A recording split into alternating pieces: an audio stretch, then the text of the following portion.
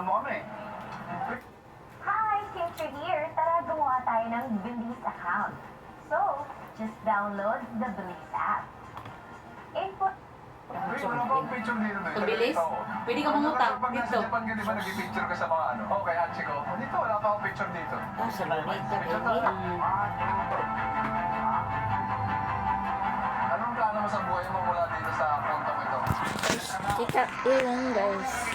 Hello guys. Gusto guys.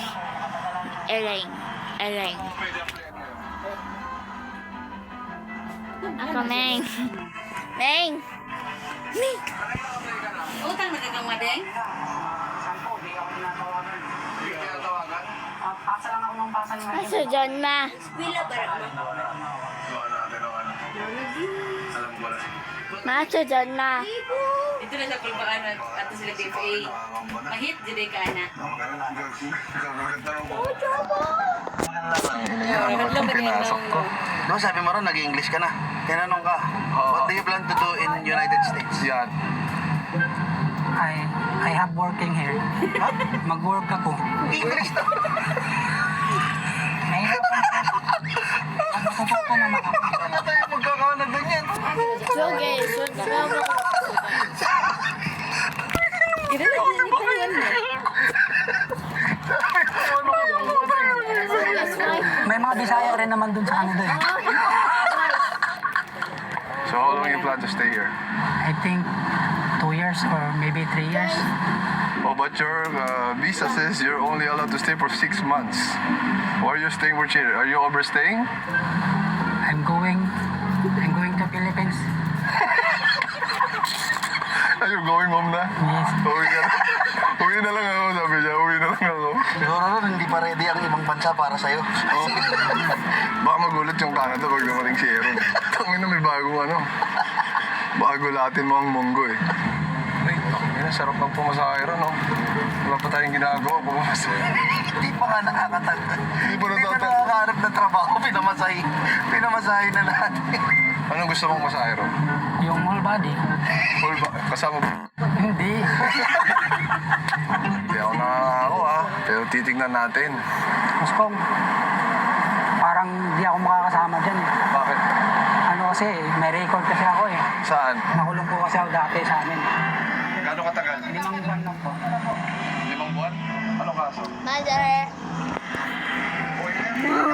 Pinagbayaran mo na, di ba? Ma. Release paper ko. Ano raya ang Dala ko po yung release paper ko. Ah! Yan eh. Ang binawa. Madare. Yan ba yung big rice mo?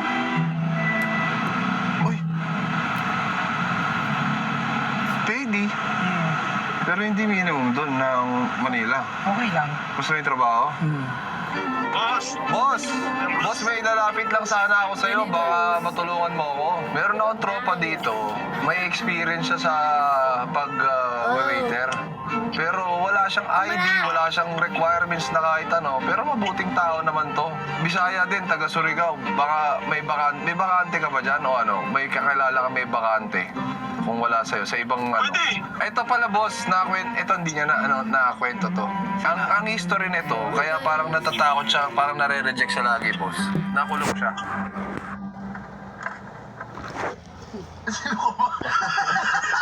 sino mo siya kilala? Hindi ba kilala? Nagampot lang namin sa labas. Kasi nilapit na ng loob mo kay Aaron eh. Kumakain na tayo magkasama, kumain. Tayo mag-bonding. Nilibre pa tayo niyan. Taka na talo pa sa atin yan. Ito, i-keep up lang kita doy ha. Sumakay kami ng LRT ni Kong. Oo. Nakilala namin siya doon. Naghahanap siya ng trabaho. Nangako kami. Sabi namin, sige, tulungan nga namin makahanap trabaho. May problema, marami mahanap na trabaho kasi nagluneta kami. Ngayon, nung trabaho naman, wala rin kami makitang trabaho kasi wala siyang ID. Oh, boss, ano bang gusto niyang pasukan? Wait, kahit waiter muna. Butas na karayom sa akin. Ha? Kasama ko sa big news niya. Diba? Upat sila mix ko na Ito siya. Na ano? Ako tanong.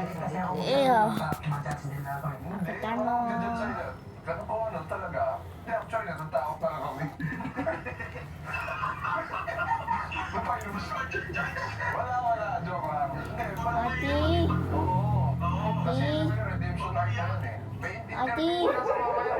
Ate. Text mo na lang mamaya. Ate. Ate. Kasi kanina, Ate. papasok na ako dun sa... Saan kayo ka? Baby mo siya. Baby koy. Nakulong na kasi ako. Be. Be. Be. Be. Ito, baby. Tama, no? History. Nakulong pa. Nakapagtaw ko sa ano lang, sa municipal jail lang. Pagkatapos nun, Guys, sorry guys. Salamat guys. Salamat sa inyo guys. Ako, kabalo guys. Sa bye.